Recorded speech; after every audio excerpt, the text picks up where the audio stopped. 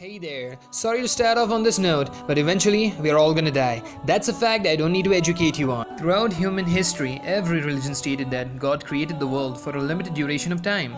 But the scientists had always remained pessimistic about the doomsday, as they held the view that the universe was actually static until 1929 when Edwin Hubble discovered that the universe was actually expanding. Let's compare what the contemporary scientists have to say about the apocalypse with what is mentioned in the Quran about the end of the world. In cosmology, we believe that the universe started off in a big bang 13.7 billion years ago. However, how will the universe end?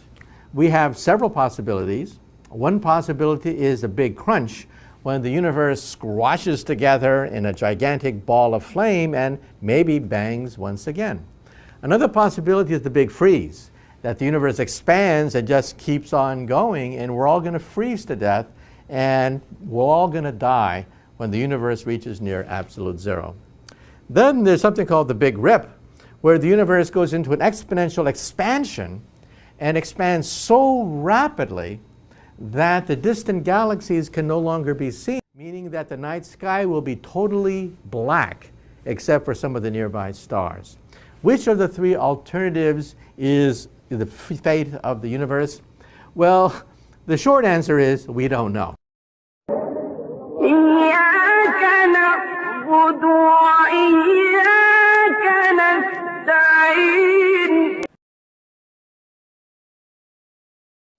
Over nearly all of Earth's history, threats have come from nature.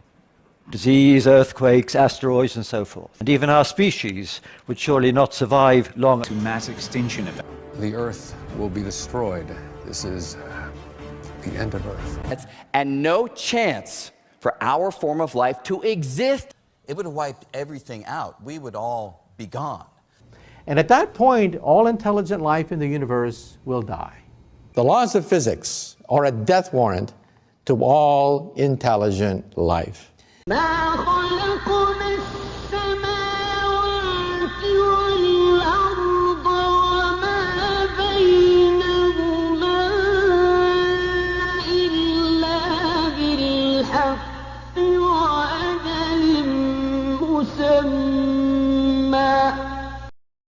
All the tears and all the struggles and all the heartbreak of humanity, it's all for nothing.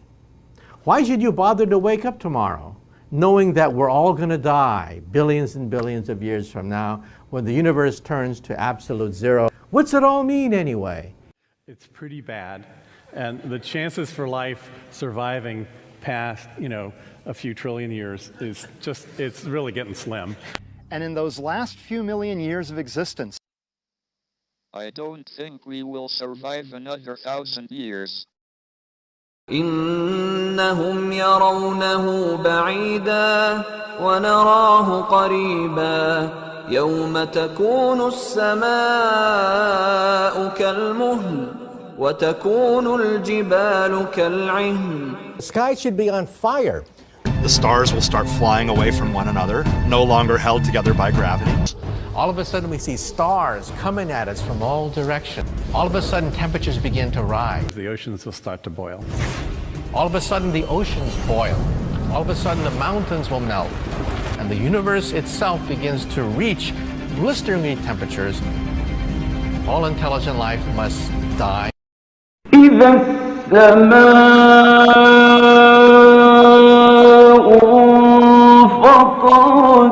وإذا الكواكب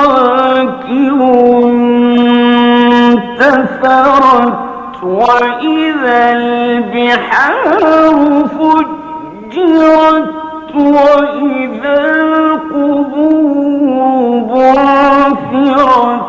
We think all the stars will blink out. Stars will cease to twinkle. When the stars blink out. Once the Earth's atmosphere, the Earth's oceans, and the Earth's crust start to become perturbed, it's going to kill people pretty quickly. فإذا النجوم طمست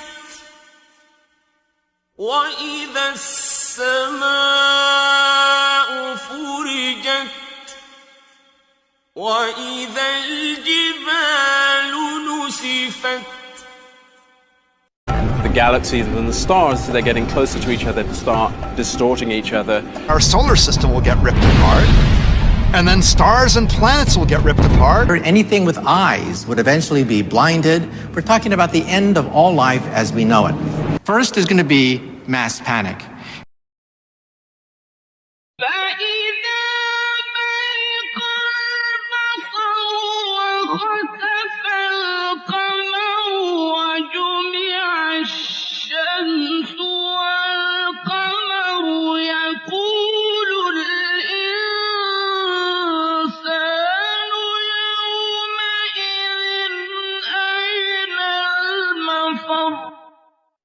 The sun will use up its all of its hydrogen fuel.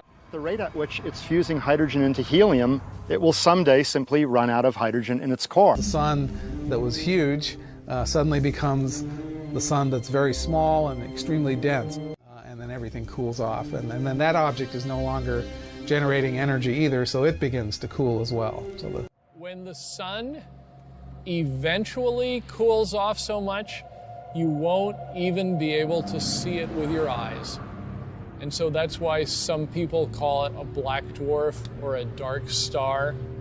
It'll just be invisible. Oceans will begin to disintegrate and life will seriously begin to suffer. Humans, because we have an audacity to us, will try and hold on as long as possible. The crust, the rocks, the solid part of the earth will melt.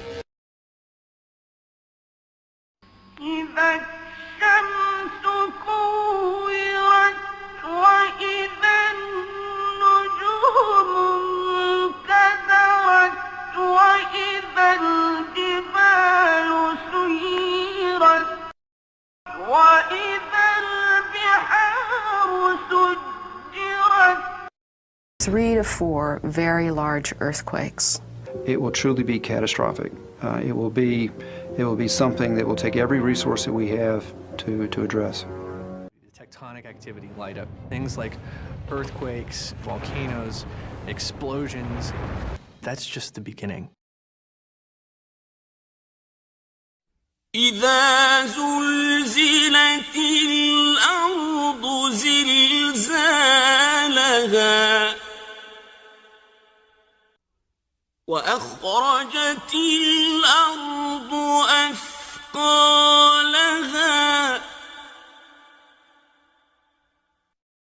Life on the surface would die pretty quickly. The Earth, layer by layer, will be peeled off and ejected. The sun is pulling on the near side of the Earth more than it's pulling on the far side, causing Earth to become progressively more elongated. The Earth itself is being stretched and squeezed, and that stretching and squeezing affects the continents in a profound way. Eventually, it gets stretched so much that it starts breaking apart.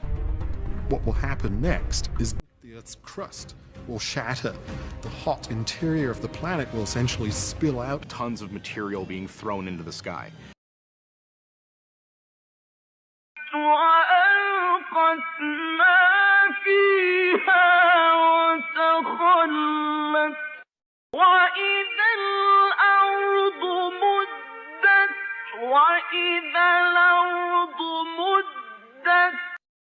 The radiation would be digging through the Earth's atmosphere and digging a hole in the atmosphere. It'll blow off the Earth's atmosphere. You would have rocks melting, you would have buildings melting. The entire surface of the Earth will be incinerated. The total destruction of the Earth. وفتحت السماء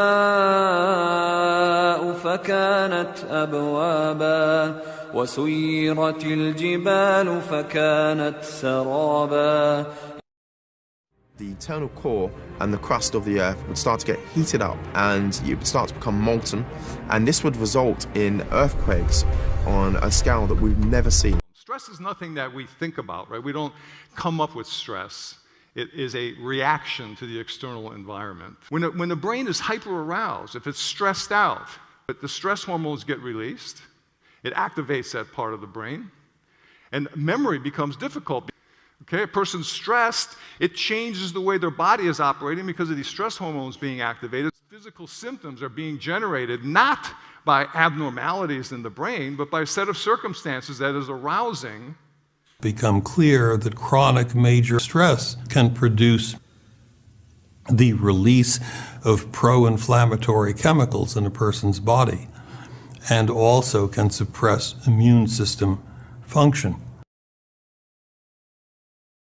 يا أيها الناس اتقوا ربكم إن زلزلة الساعة شيء عظيم يوم ترونها تذهل كل مرضعة عما أرضعت وتضع كل ذات حمل حملها وترى الناس سكارى وما هم بسكارى ولكن عذاب الله شديد.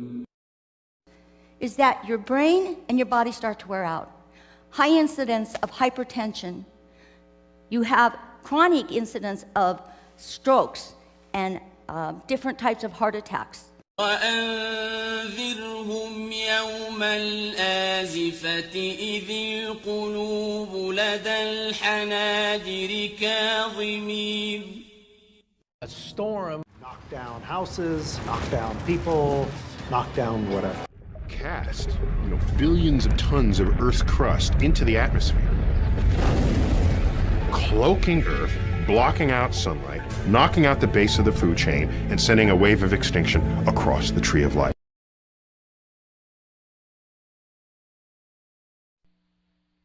فارتقب يوم تأتي السماء بدخان مبين يغشى الناس هذا عذاب أليم. And when that happens, after the dust settles, you have an extinction level climate shift. Clusters of galaxies to get ripped apart, and then galaxies themselves will get ripped apart. If the expansion of the universe continues to accelerate, and we have no reason to believe it won't, then everything we see now will one day disappear. At that point, all intelligent life in the universe must die. The laws of physics are a death warrant to all intelligent life. Everything has crumbled. Not just the sands and monuments to man's folly, but even the atoms themselves have begun to crumble. Even black holes are not possible. Even atoms themselves will get ripped to shreds. Black holes are not permanent features in the cosmos. The black hole will evaporate completely and disappear. That the universe would become a cold, dark, and lonely place. كل من عليها فان ويبقى وجه ربك ذو الجلال والإكرام. It is temporary. We're in this huge expansion right now, exponential expansion, but it's going to reverse itself. Instead of a red shift, we'll have a blue shift as the universe collapses and bangs once again. Perhaps with the different laws of physics within each universe. Eventually we'll collapse and the whole thing will start over again. If the universe collapses, what might subsequently follow is another Big Bang, another expansion. Dimensions that sort of branch off from ours into a new universe. ونفخ في الصور ذلك يوم الوعيد. فإذا نفخ في الصور نفخة واحدة وحملت الأرض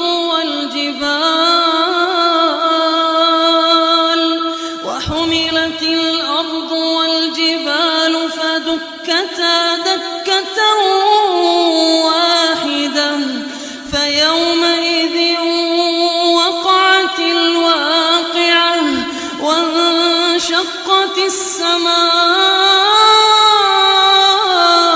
فهي يومئذ واهية وتبدل الأرض غير الأرض والسماوات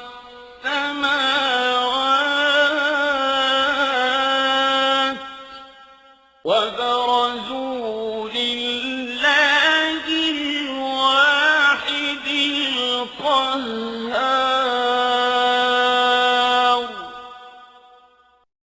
The universe must be flat. The universe is flat. The universe is very close to flat, and we know that from the cosmic microwave background measurements. You see the universe is on the global scale very close to flat. We know the universe is flat, which is an amazing discovery. After 80 years, we've discovered the universe is flat. If you add together sort of the three kinds of things that occupy the universe, the familiar matter, that's what we're made of and what our telescopes detect.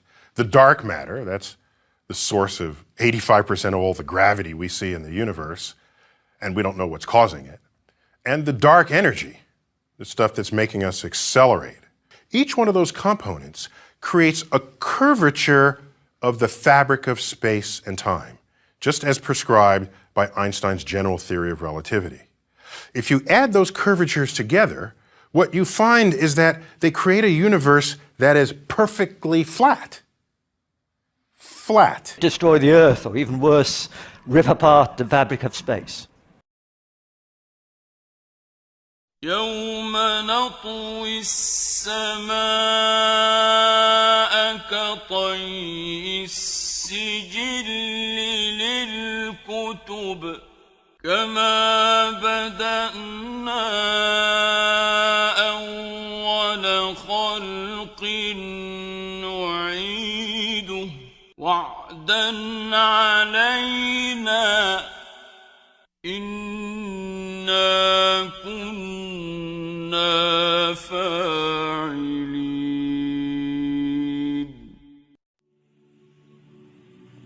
By now, most of you have been bewildered by two major things.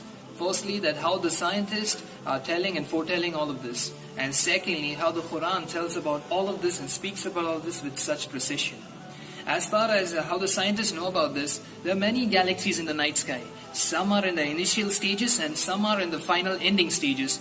And looking at this and seeing how the space is expanding, the universe is expanding, and doing laborious calculations and strenuous observations, these scientists have concluded all of these facts.